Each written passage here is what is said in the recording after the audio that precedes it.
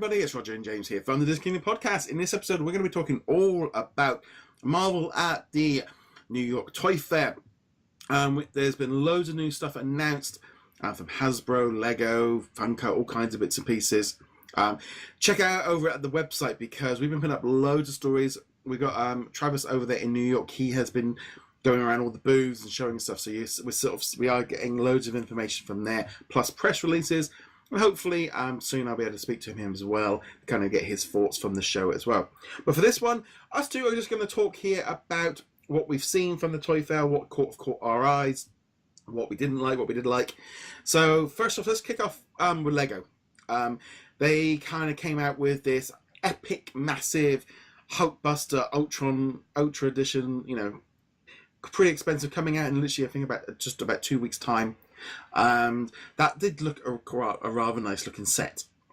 It is. It's a very impressive looking set. I'm looking forward to seeing it in person at my Lego store whenever they build that and put that up, which will probably be a week before it launches, at least my local store. They try to have it out so that people can build up the hype for it.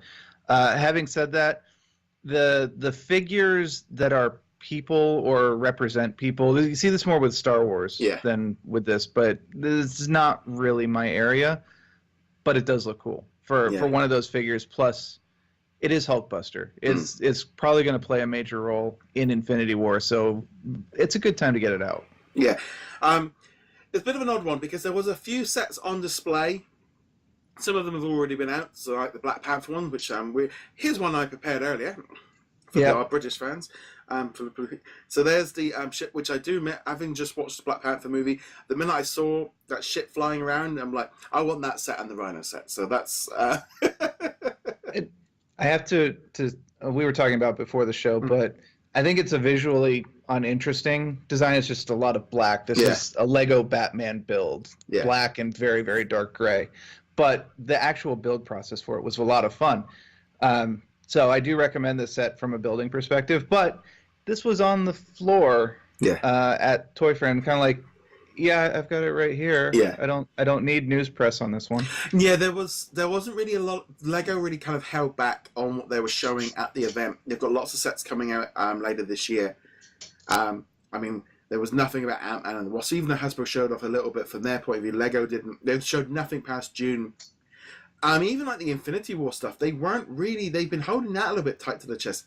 We just get to see some images come up from some of the retailers and stuff, which kind of, they've not officially kind of been out there, but, so the Lego side of things was a little bit lax there. They've been pulling away from this kind of thing. I think they're more dealing with people backstage buying this stuff at the rather than showing it to the public. They're doing the drip feed. Even like the day before, they're sending out press releases with and they're focusing on core sets. Kind of, I think in some ways maybe changing with the times rather than dumping everything on a shelf and letting because this is what we find as well whereas before it was you went to Toy Fair to show what was coming out. Now they're all getting ahead of that and going, oh no, here's all the press releases before the event to kind of get out the one. So that's been a big change. So the Lego side wasn't, other than the Hulkbuster, there really wasn't anything on show that looked groundbreaking or new. Most of the stuff that was in there wasn't new. We'd either heard about it previously or it's already on sale. So there wasn't much from Marvel side. But like you said, they're probably holding the Infinity War stuff back for spoiler reasons. Not that that's going to stop it from coming out anyway. And Ant-Man and Wasp is a little too far away to really start getting hyped on it. Also, as well, I'll be honest, having if it's on my inbox for press releases and then having photographs of the booths, I can see why in some ways you don't want to announce too much stuff this weekend because it will just get buried. It's a bit like E3 for video games, just way too much stuff coming out. So it makes sense to spread it out. But let's flick now over to the Hasbro side. They were really ramping out action figures, toys, a lot of different action figures, primarily a lot of Black series. We've got lots of series of them coming. We've got Venom, Spider-Man, Deadpool, X-Men. The second waves of some of those as well coming. That's all been announced. We've also got some Infinity War stuff. Again, didn't really show off a lot of the Infinity War stuff. Some of them are appearing in shops, but they're not really pushing. And there's almost like Infinity War was like off bounds for this show. None of them was really showing this stuff off. But yeah, I mean, Hasbro was showing off some of those Black Series figures. They do just look. They're going to some pretty deep cuts, but there are some really nice looking figures in there. But that's been the advantage of the Marvel stuff on the Hasbro side is, yeah, they can do, you know, Black Panther and Shuri and Killmonger and stuff, and people will go for that. But for Black Series, you can definitely be like, well, you know what? This is Nova, but this is not the Nova that you know. This is the original one, or, you know, something like that. And the fans will go for it. It's a smaller market, but it's a market that if you get the right amount produced, it works really well for. And yeah, I picked Nova out of the air. I don't think they actually showed any Nova, but they had plenty of the Venom stuff. And we're talking like old school Venom. We're talking separation anxiety story arcs. These are from the early 90s when there were a lot of symbiotes running around for a little while. They've got a classic Carnage looking one, which is right out of the Maximum Carnage game. So yeah, they're digging deep, but they're also picking stuff that's recognizable to long-term fans. Yeah. Little Timmy's not going to know Maximum Carnage or Separation Anxiety, and probably shouldn't, honestly. But yeah, people in our age ranges are going to be like, oh yeah, I remember reading those books. I mean, they're in that situation that they do a couple of different lines. You've got like the basic sort of $10 figures with not a lot of movability. Then you've got the Titans, which are not really. They call them Titans. They're the big 12-inch ones. It was like there was a Venom and Carnage like 2-pack that was kind of quite a nice little budget one as well. And then you go up to the Marvel Legends, which are a bit more pricier. They're like the $20-$25. And then they even do like super deluxe versions of them up in like the $70. There was like a Black Panther one, and it's like a 12-inch Deadpool. There's, you know, they're again offering different choices.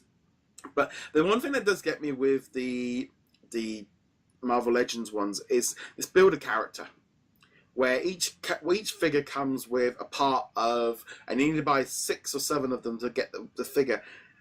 And on one hand, it's like it's one way of getting people to buy all of them to get these random massive characters. But at the same time, you can't help but think like, well, it's pushing up the you know, if you took that out, you probably would be able to bring the price down by a few dollars. But it obviously makes people buy the lesser known characters, especially the hardcore fans.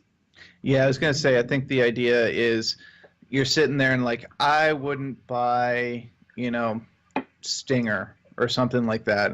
It's why would I buy? I don't care about this character, but they've got the piece that I need there. So of course they're trying to get the completionist fans to kind of bite down just a little bit harder. I think more than likely what will end up happening though is it just makes the eBay secondary market that much bigger. Yeah. You know, why would I buy this entire figure? I don't care when I can just buy the one individual part. Yeah.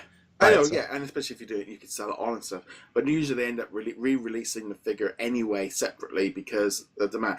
You know, doing Thanos, you know, they're releasing a Thanos on his own Groot. They've done that in the past. So definitely some great looking ones. Some ones are a little bit deeper cut.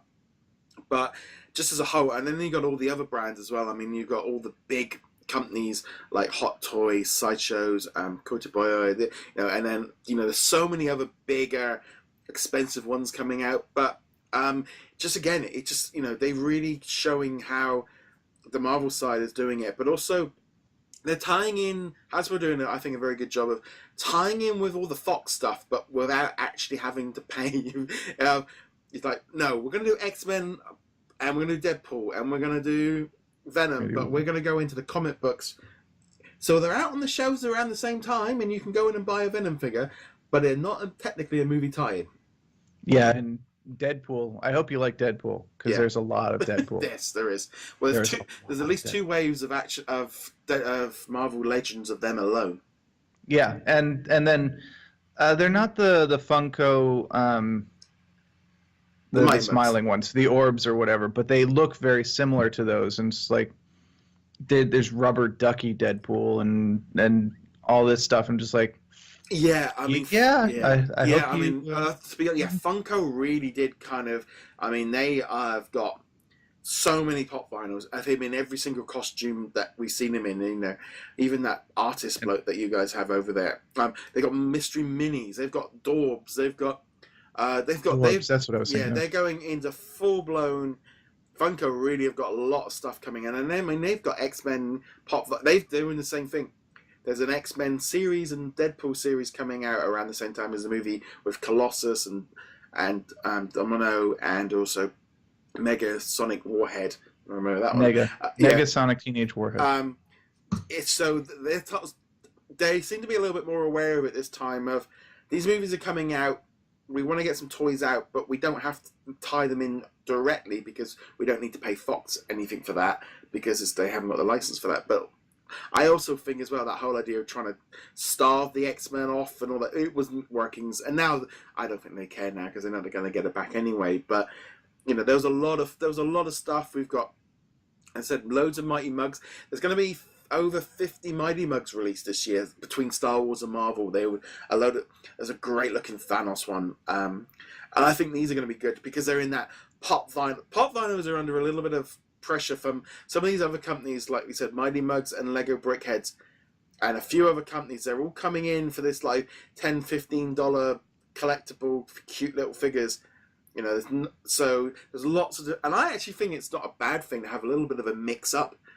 Is that part of me that's like, I know some people like the conformity of all the boxes all stacked together. I actually quite like, I've got a Mighty Mug of Captain America with a pop vinyl of Iron Man, and then, having an eclectic collection of bits and pieces, I think that's good. But there's a lot of stuff. We've got Ant-Man stuff. There was a few things shown off there, some different varies, different levels of pricing. But yeah, I mean, this year, tons of Marvel stuff. I don't know quite, they were a little bit less kind of not hold it. They were getting everything out there because we were pretty much right up to the full releases ahead of Christmas for most of the Marvel stuff on the Hasbro side. Yeah, and I mean, we were talking in the Star Wars one about how they really hadn't announced very much on that, and there were the usual array of stuff, but there wasn't much going on. But then you look on the Marvel side here and you realize, okay, we've got Deadpool, Venom, Phoenix, Avengers, Ant-Man and Wasp, and Black Panther all coming out here. So, yeah, it makes sense that there's so much Marvel coming on all at once. And if you're into the figures, if you're into Funkos or Brickheads or all these things, it's going to be a heck of a year. Because need some money. I mean, Infinity War alone, even if you were just like any superhero who gets screen time, gets some form of figure, you're looking at 42 individual figures, even if it's just one figure per character. That's just one movie. And we know that's not going to be the case. We know that some of the major characters like Captain America, Black Panther, Black Widow, starting to make up for the fact that Black Widow took so long to get figures compared to the others and so forth. They're going to get multiple figures in multiple different lineups. So be prepared. It's going to be... you can bet Target and whatever's left of Toys R Us and all these companies are getting ready for this influx. Yeah, it's definitely, and also a good time to if you are looking at doing anything like pre-orders or anything like that. Look around, especially as well if you go into the site, you'll find links I think below for like Amazon stuff. So that would be great as well. So on that note, guys, let us know what you are more excited about from the New York Toy Fair from the Marvel side. Let us know in the comments below or get in touch with us. You can also find us over at DisKingdom.com. Like I said, tons of news. There's gonna be more. There's gonna be so much stuff about Marvel going up on there. Throughout the week, as Travis makes his way around the booth. There's that many to do. It takes. So we'll find all that. As per usual, you can check us out over there. James, where can they find you? You can find me at heroiclegacy.com. On that, I guess. Thank you very much for joining us. We'll be back soon. Later.